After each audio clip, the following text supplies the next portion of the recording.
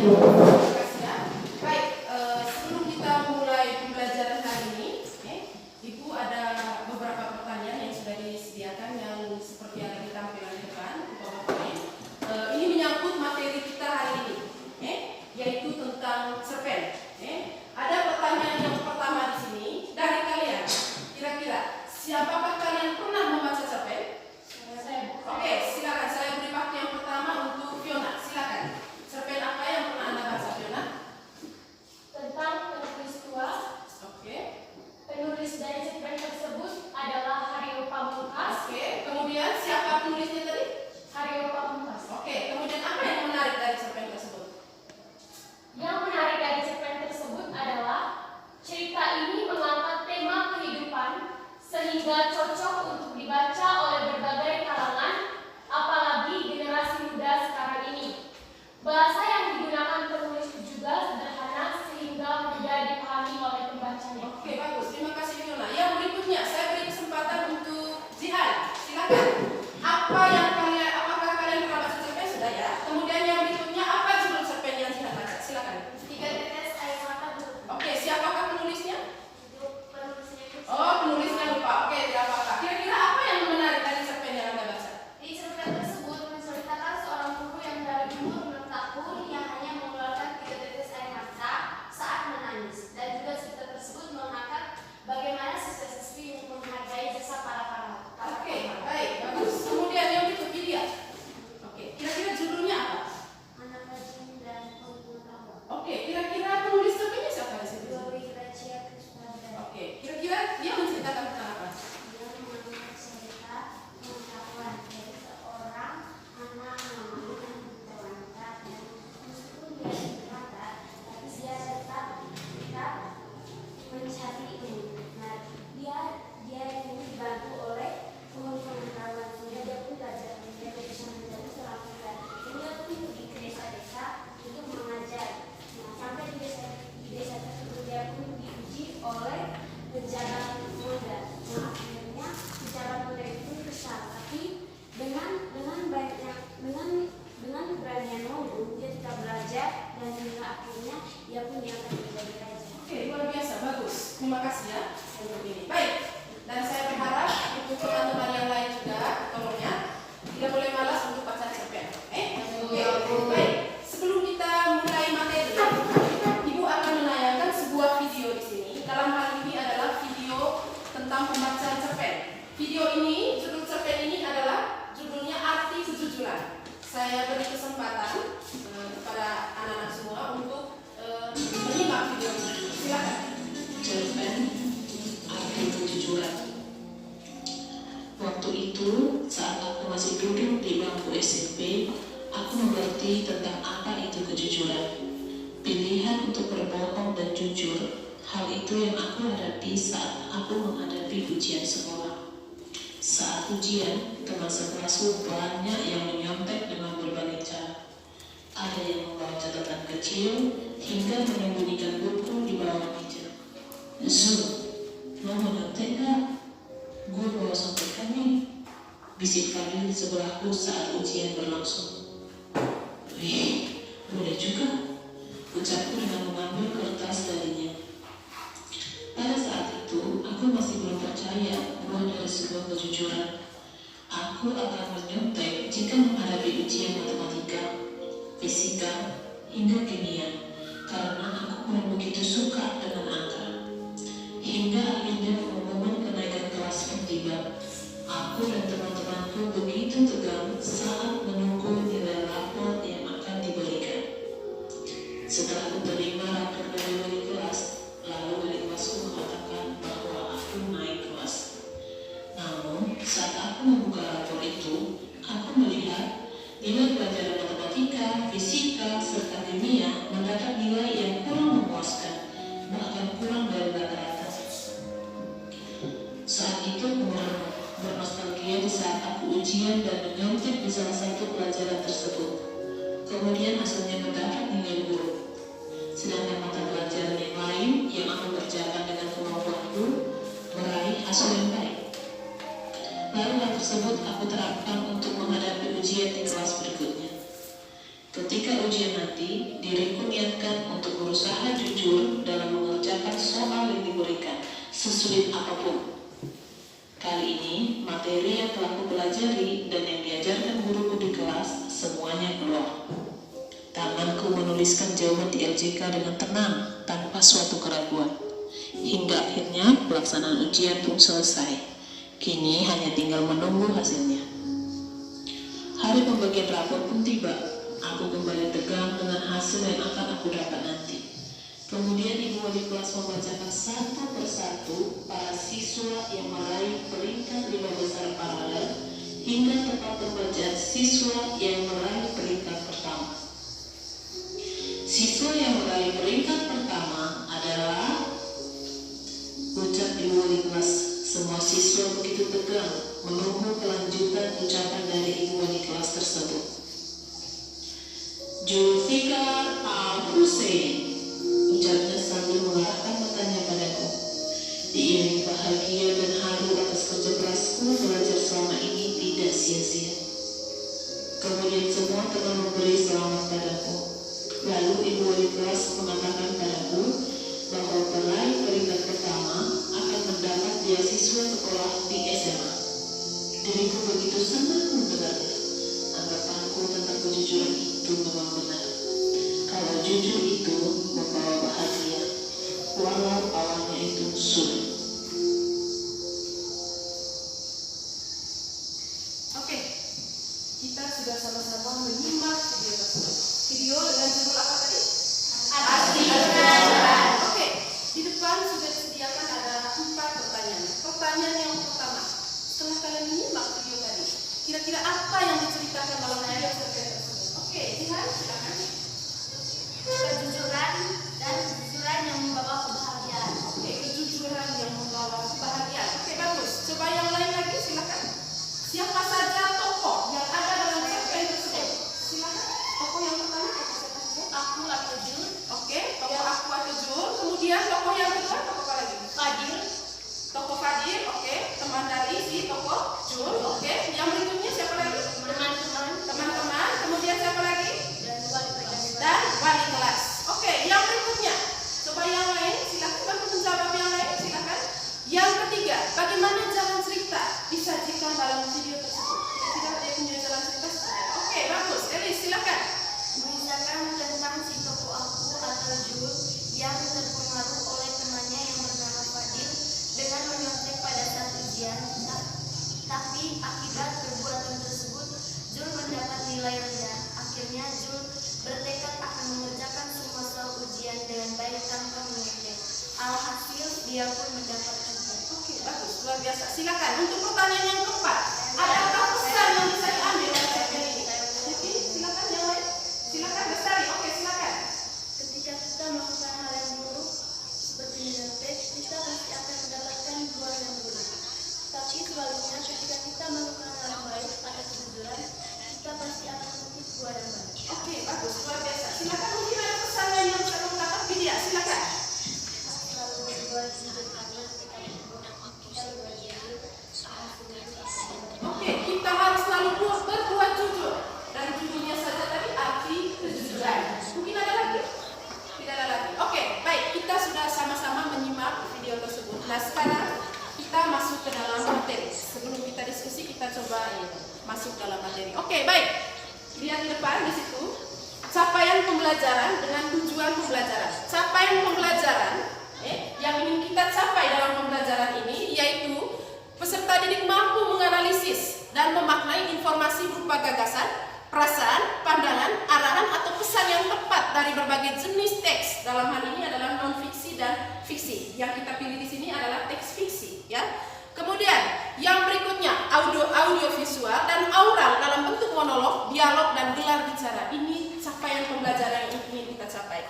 Yang berikut tujuan pembelajaran. Tujuan dari pembelajaran ini adalah peserta didik mampu menganalisis informasi berupa unsur intrinsik dan unsur ekstrinsik dalam sebuah cerpen. Tadi melalui tayangan video ada beberapa pertanyaan yang diberikan. Nah, secara tidak langsung kita sudah mencoba masuk ke dalam unsur intrinsik dan ekstrinsik, yaitu ada tokoh di situ tadi, tema. Untuk lebih memahami lagi tentang materi ini, kita masuk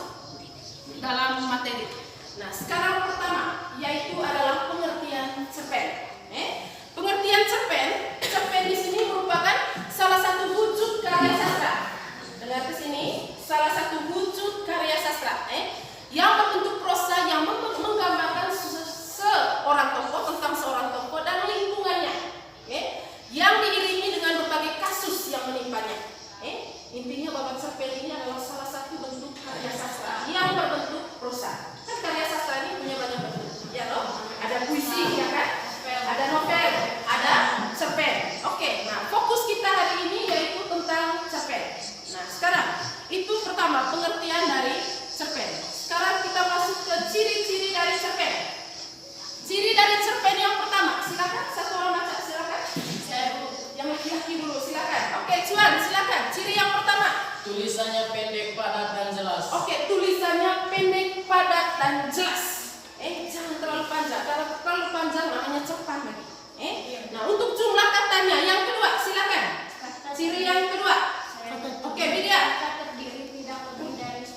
Oke, kata yang ada dalam cerpen tidak boleh lebih dari 10.000 kata. Ingat, tidak boleh lebih dari 10.000 kata. Yang ketiga, silakan. Coba yang di sana, silakan. Lihat, silakan. Yang ketiga. Umumnya menggambarkan tentang kehidupan tiap hari dari tokoh. Oke, umumnya menggambarkan tentang kehidupan tiap hari dari tokoh. Dia menceritakan kehidupan sehari-hari dari tokoh. Yang berikutnya, yang depan, silakan Jenny, silakan. Bisa dibaca habis dalam sekali duduk. Bisa dibaca habis dalam sekali duduk. Tidak boleh bertele-tele baca cerpen. Harus dalam sekali duduk saja dia punya baca. Tidak boleh tunda besok lagi, tidak boleh. Beda kalau novel kan dia lebih tebal dari cerpen. Yang berikutnya keempat, silakan. Jihan, silakan. Permasalahan yang dikisahkan ialah permasalahan utamanya saja. Dia hanya memisahkan permasalahan utamanya saja. Yang berikutnya, keberapa? Keenam, silakan. Silakan. Penokohannya simpel, tidak begitu mendalam. Penokohannya simple, tidak begitu mendalam. Kalian lihat tadi di video cerpen itu sederhana kan tokohnya. Hanya ada tokoh aku di situ, kemudian ada teman-temannya di situ dan gurunya di situ. Kemudian yang berikut adalah silakan Fiona. Alurnya tunggal maupun lurus. Alurnya di situ tunggal maupun lurus. Oke, supaya mengerti tentang cerpen lagi, kita masuk ke materi yang selanjutnya yaitu tentang unsur intrinsik dan unsur ekstrinsik.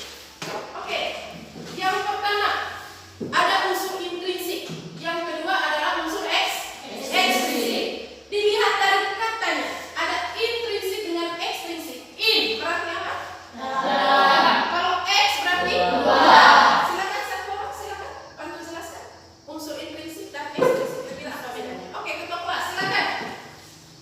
Unsur intrinsik ialah unsur yang meliputi tema, alur, tokoh, sudut pandang, gaya, dan amanat. Oke. Sementara unsur ekstrinsik yaitu unsur yang meliputi latar belakang masyarakat, latar belakang penulis, dan nilai yang terkandung dalam cerpen. Oke, sudah. Oke, terima kasih untuk Jihan. Oke, baik, Ibu akan jelaskan ya unsur intrinsik dengan unsur ekstrinsik. Unsur intrinsik di sini adalah unsur yang membangun karya sastra dari dalam. Kan ada kata in di situ toh. Berarti unsur yang membangun karya sastra dari dalam. Yang terdiri atas, fokus lihat di depan, lihat materi. Yang pertama, satu ada tema. Yang kedua adalah tokoh dan penokohan. Atau penokohan di situ. Yang ketiga, alur. Yang keempat, setting atau latar. Yang kelima, sudut pandang. Yang keenam, gaya bahasa. Dan yang ketujuh adalah amanat. Kita mulai dari yang pertama adalah tema. Tema, lihat fokus di sini. Tema di sini adalah ide pokok. Ide pokok dari cerita. Ide atau gagasan dasar yang melatar belakangi keseluruhan cerita yang ada pada cerpen. Seperti tadi, cerpen yang berjudul Arti Kejujuran. Nah, ada yang memilih tadi itu temanya adalah kejujuran. Oke, silakan. Karena memang cerpen itu mengisahkan tentang kejujuran dari seorang siswa atau siswi di situ yang bernama John tadi di situ. Kemudian yang kedua adalah penokohan. Penokohan di sini dengan sini yaitu menyangkut dua hal. Dalam hal ini adalah tokoh dan wataknya. Kita lihat tadi tokoh di situ yang pertama adalah tokoh Jul. Kira-kira watak dari Jul tadi bagaimana? Dia baik, kemudian jujur. Kan sudah jelas dia jujur, tokoh yang jujur. Kemudian ada juga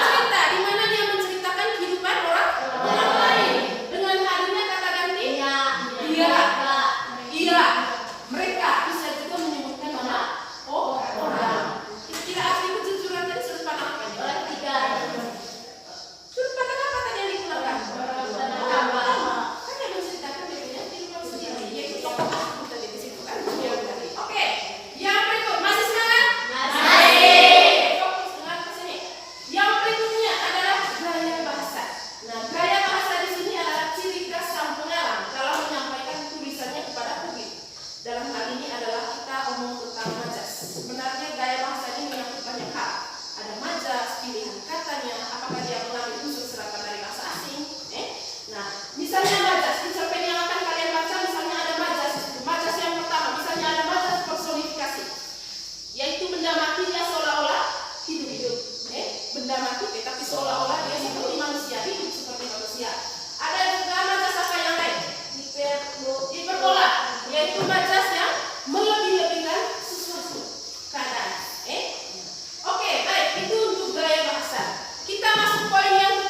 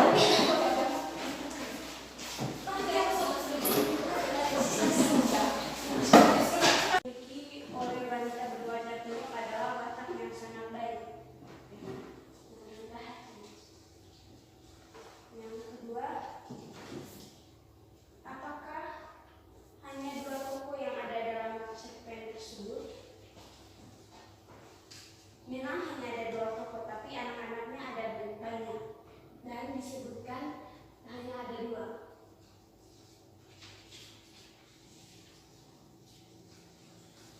Mengapa Anda memilih sudut pandang orang ketiga? Karena memang dalam cerita tersebut itu terdapat sudut pandang orang ketiga. Itu saja yang dapat kami sampaikan. Sekian dan terima kasih. Oke. Kira-kira yang terakhir dari kelompok 4, silakan.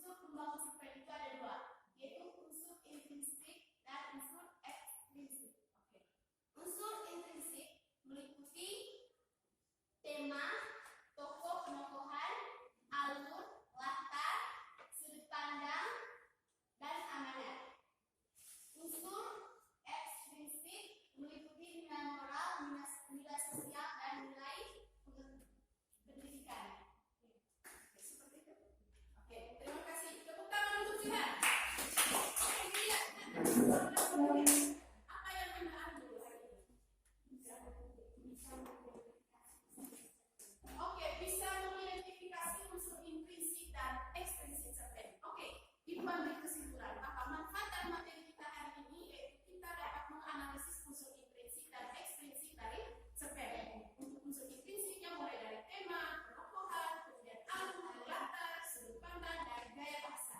Demikian juga untuk nilai unsur ekstrinsik, yaitu ada nilai-nilai kehidupan yang bisa kita ambil dalam sebuah cerita. Baik, untuk pembelajaran selanjutnya kita akan masuk ke pembelajaran tentang menulis cerpen. Itu untuk pembelajaran selanjutnya. Di hari yang akan datang tentang menulis cerpen. Kita siapin untuk menulis cerpen berdasarkan pengalaman pribadi masing-masing. Pengalaman pribadi. Silakan mulai di ini, kalau punya pengalaman silakan dibikin. Itu untuk materi selanjutnya. Baik, Ibu rasa sekian dulu untuk materi hari ini, untuk pembelajaran hari ini. Sekarang saya minta satu orang untuk pimpin kita dalam doa penutup. Silakan. Terima kasih.